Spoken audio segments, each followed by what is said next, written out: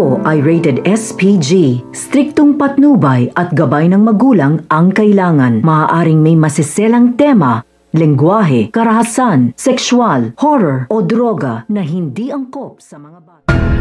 Dahil hindi naman sinisipot nga nito ni Rigor itong ngang si Lena ay tampong-tampo na nga ito sa kanya. Kaya naman habang natutulog na nga itong mag-asawa na si Marites at si Rigor ay bigla na nga nang ito nag-text.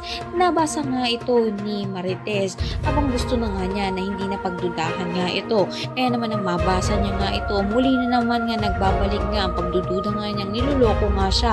At konting-konti na nga lang ay mararamdaman na nga niya talaga at mapapatunayan niya na niloloko lang nga siya at pinagtataksilan nga siya nito ni Rigor. Sa kabilang banda naman nga ay paniwalang-paniwala na nga itong si Ramon dito nga kay David sa kanyang pagpapanggap na si Kagol. Konting-konti na nga lang ay mabibisto na nga nito ni Marites ang kanyang asawa na si Rigor. Ano na nga kayang dahilan kapag napatunayan ng tuluyan nga ito ni Marites. Ang lahat ng yan ang mga natin. Maraming salamat sa inyo.